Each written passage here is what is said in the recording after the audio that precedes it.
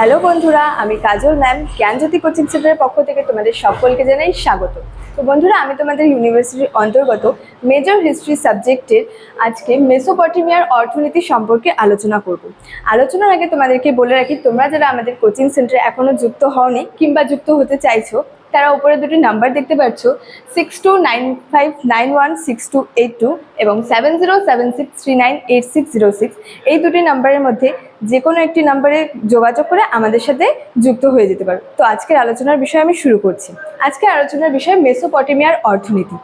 মেসোপটেমিয়ার যে অর্থনীতি ছিল তার মূল ভিত্তি ছিল হচ্ছে কৃষি এবং পশুপালন। এছাড়াও ব্যবসা বাণিজ্য, বিভিন্ন শিল্প, বনজ সম্পদ উল্লেখযোগ্য ছিল। কৃষির ওপর নির্ভর করেই মূলত মেসোপটেমিয়ার অর্থনৈতিক অবকাঠামো গড়ে উঠেছিল। টাইগ্রিস এবং ইউফ্রেটিস নদীর কাছাকাছি হওয়ায় এবং জমি উর্বর হওয়ায় ফসল উৎপাদনে খুব সুবিধা হতো। কৃষি বলতে বোঝায় মানে কৃষির মধ্যে যেখানে গুরুত্বপূর্ণ জিনিস উৎপন্ন হতো সেগুলির মধ্যে ছিল গম, বাজরা, খেজুর, পেঁয়াজ, রসুন, শসা, জলপাই এগুলি উৎপন্ন হতো। এছাড়াও বিভিন্ন ফসল উৎপন্ন হতো।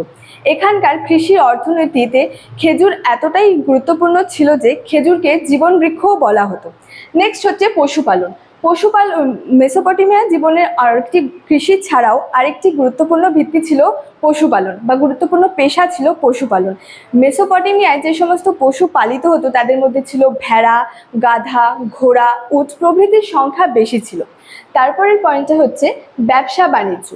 মেসোপটেমিয়া অর্থনৈতিক ব্যবসা বাণিজ্যের দিক থেকে মূলত জলপথ এবং স্থলপথে ব্যবসা বাণিজ্য চলতো। মানে কম দূরত্ববর্তী স্থানে যাওয়ার জন্য সেখানে ইরাকের গুফা জাতীয় নৌকা ব্যবহার করা হতো এবং অনেক দূরবর্তী বা একটু দূরে কোথাও যাওয়ার জন্য সেখানে পালতোলা নৌকা ব্যবহার করা হতো। পারস্যের উপসাগর থেকে মেসোপটেমিয়ায় যে প্রাচীনকাল থেকেই বাণিজ্যিক সম্পর্ক চলে আসছে, দিলমুনের সঙ্গে, মেলুহার সঙ্গে, তারপরে মগনের সঙ্গে। মগন থেকে মেসোপটেমিয়ায় যে সমস্ত জিনিস আসতো সেগুলির মধ্যে ছিল তামা, এবং মেলুহা থেকে যে সমস্ত জিনিস আসতো মেসোপটেমিয়ায় সেগুলির মধ্যে ছিল দামি কাঠ, হাতির দাঁত, আরও বিভিন্ন অনেক জিনিস আসতো।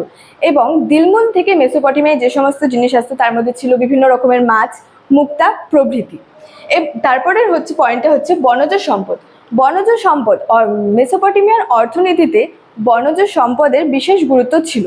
বনজ সম্পদ এবং নলখাগড়ার সাহায্যে সেখানে বিভিন্ন রকমের ঝুড়ি, মাদুর জাতীয় সামগ্রী এবং দরজা, জানলা ইত্যাদি তৈরি করা হতো।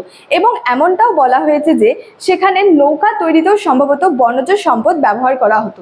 শিল্প, সেখানে যেসব শিল্প উল্লেখযোগ্য ছিল বা যেসব শিল্পের উৎকর্ষতা বিশেষভাবে লক্ষ্য করা যায় তার মধ্যে উল্লেখ্য ছিল ধাতু শিল্প, অলংকার শিল্প, চর্মশিল্প, কাষ্ঠ শিল্প প্রভৃতি।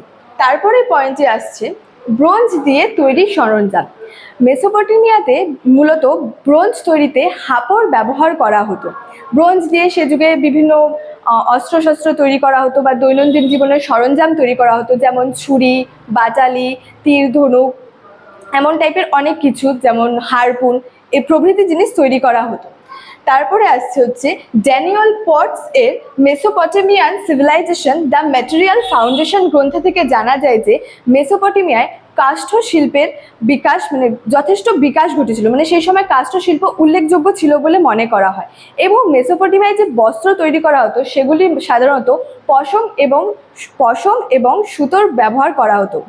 মেসোপটেমিয়ার বস্ত্র তৈরিতে পশম এবং সুতোর ব্যবহার করা হতো। তো স্টুডেন্ট, এই ছিল আজকে আমার আলোচনার বিষয়। ভিডিওটি কেমন লাগলো অবশ্যই কমেন্ট করে জানিও এবং বন্ধুদের সঙ্গে ভিডিওটি শেয়ার করে দিও। Thank you so much. Thanks for watching.